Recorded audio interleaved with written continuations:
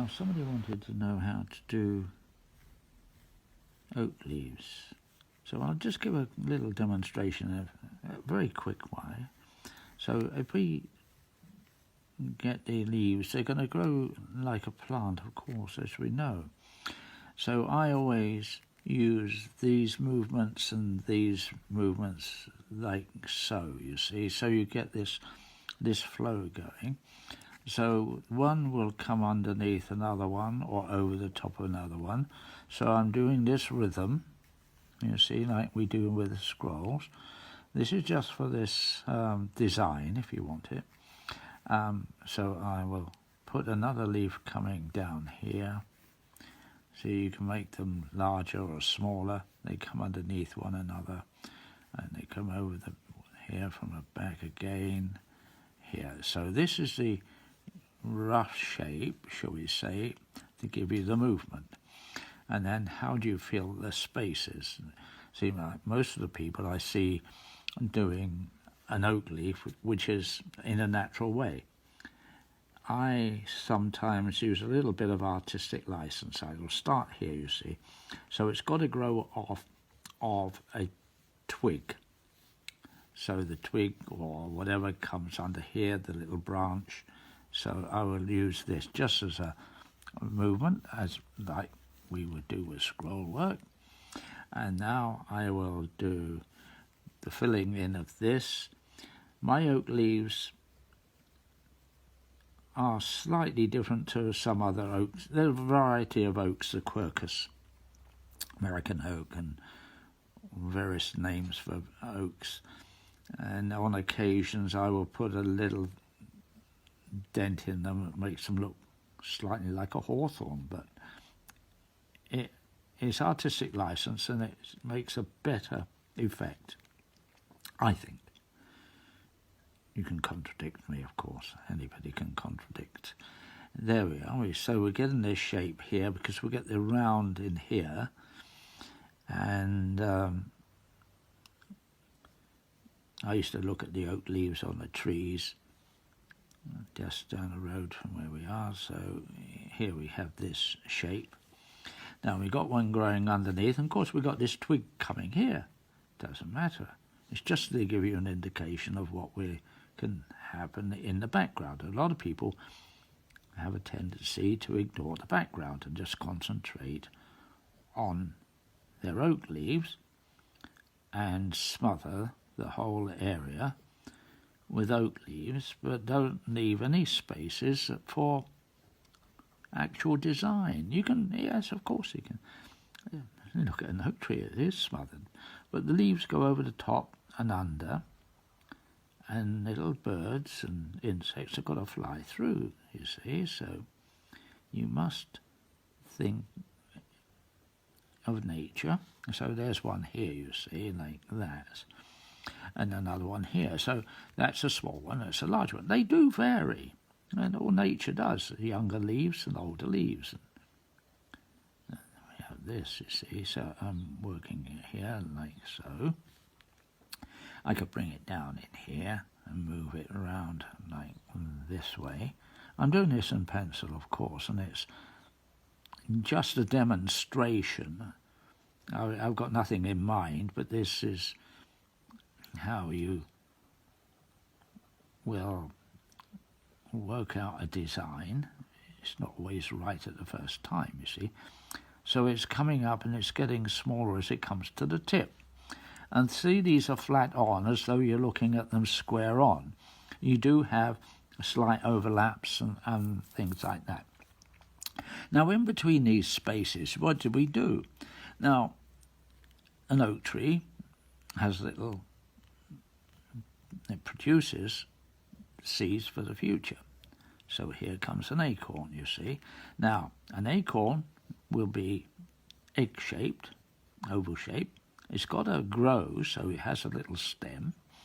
Now, it can either look as though it's going away, so you do the curve this way, you see, and then there you've got this little stem. That's the cup, and that's the acorn itself. You have a little there. And you can put a twin coming off this side if you wish. See, it can go underneath or make it smaller. So you've got it going that way. Now, if you want it to come this way, you make it that curve, you see. So now it's coming towards you. There's a little bit on the top. These are the waves. Now, you've got all this here, and you've got this here. And like this, I'm just concentrating on this small area at the moment. Now, a simple way I do this, if I was to carve these, I don't normally carve like I see most people. They do it, they make it concave.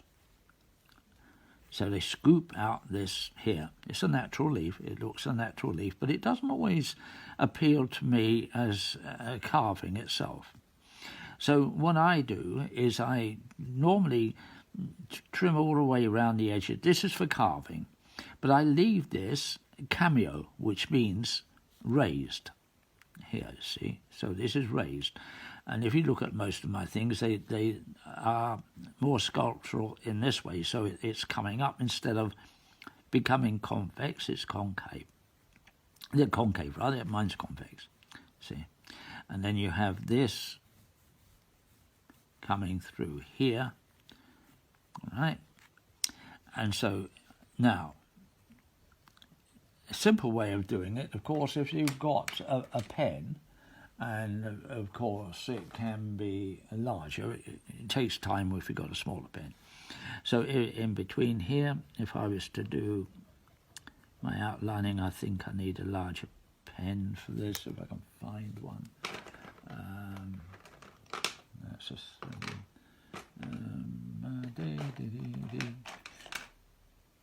keep on singing. Here we go. It's just slightly larger, but I've got bigger ones. But to save time on the television. So now, because I'm cutting away, if I'm in engraving, I've got to think how that's going underneath here. I could put another acorn in here, coming through here if I wanted. Okay, come on, just put an acorn in there. It fills in space and it just saves me a bit of time. Okay, you see, it's a bigger one, this one. Does it matter? Okay. It's according, when you cut away the background, these things get smaller, you see, as they go. So now we've got him in here. Okay. And we have this. Now I can cut this away now. On occasions, right, in here, and on here, for instance, if it was in a panel, shall we say, and you wonder what to do with this area, here, I'm doing this around here. Right, so we've got all of that. It's blank here. And I look at the trees, and of course they're growing, and they've got little twigs, and all little insects live on these. In an oak tree, there's hundreds of different varieties of insects and various other living creatures. Okay, we have this. And now you can darken this out here, you see, so that sets these coming forward. And it's according to the size and whatever. Now, instead of blanking that out completely there, you see I've got this, I can take a twig coming out here. So now I form a little round here, you see, I can do this. And if I do the same, because it's going to go off into infinity, into the background there, I could just do another one like that. See, a little round, see, that's all it is.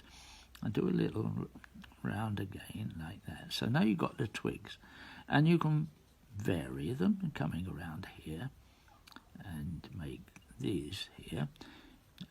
And you can shade over those like similar type thing to lose it in the background, but not to lose the twig. It fills in gaps instead of being a big black area, just by a little bit of a cutting or a drawing like this.